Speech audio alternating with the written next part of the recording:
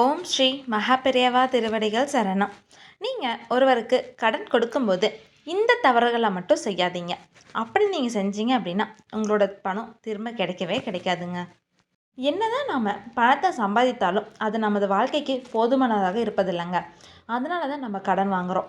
அந்த கடன் வாங்கி செலவும் செய்கிறோம். கடன் வாங்குபவரை விட கடன் கொடுப்பவங்க தான் அந்த பணத்தை திரும்ப பெறுவதற்கு ரொம்ப சிரமப்படுவாங்க. ஏன்னு பார்த்தீங்க அப்படின்னா அவங்க பணம் கொடுக்கும்போது சில விஷயங்களை மறந்துருப்பாங்க. அந்த தவறு தான் அவர்கள் பணத்தை திரும்ப பெற முடியாமல் போய்விடுங்குதுங்க. பண பரிவர்த்தனை குறித்த சில விதிமுறைகள் இருக்குங்க. அவற்றை நம்ம பின்பற்றணும் அப்படின்னா கடனாக கொடுத்த பணத்தை நம்ம சீக்கிரமாக பெறலாங்க. அப்படி அவற்றை நம்ம பின்பற்றாமல் இருந்தோம் அப்படின்னா கடனாக கொடுத்த பணத்தை திரும்ப பெற முடியாமல் கூட போகிற சூழ்நிலை வருங்க. அதனால் அந்த விதிகளை நம்ம பின்பற்றி கொடுத்த பணத்தை திரும்ப பெறலாங்க. இப்போது ஒருவருக்கு கடன் கொடுக்கும்போது எந்த மாதிரியான தவறுகளை நம்ம செய்யக்கூடாது அப்படிங்கிறத பற்றி பார்க்கலாங்க. பொதுவாகவே பணத்தை கடனாக கொடுக்கும்போது தெற்கு திசை பார்த்து கொடுக்கக்கூடாதுங்க. அப்படி நீங்கள் கொடுத்தீங்க அப்படின்னா கடன் கொடுப்பவர் திரும்ப இந்த பணத்தை பெற முடியாமல் கூட போயிருங்க. பணத்தை கடனாக கொடுக்க வேணும் அப்படின்னா அதை நீங்கள் வடக்கு திசையை நோக்கி நின்று தான் கொடுக்கணும்.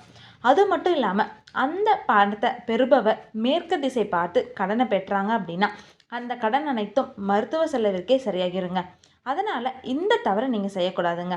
பொதுவாகவே அதிக பணம் இருந்தால் அதனை எச்சில் தொட்டு எண்ணும் வழக்கம் இன்றளவும் நம்மளோட வழக்கத்தில் இருக்குது.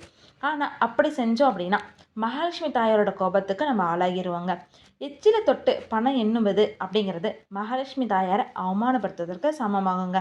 அதனால் நாம் பண பிரச்சனையும் சந்திக்க நேரிடுங்க. கஷ்டத்தில் ஒருவர் இருக்கும்போது அவர்களுக்கு பணம் கொடுத்து உதவி செய்தீங்க அப்படின்னா அந்த பணத்தை திரும்ப பெற முடியல அப்படின்னா அதனை வடக்கு திசையிலிருந்து பரிவர்த்தனை செய்யணுங்க.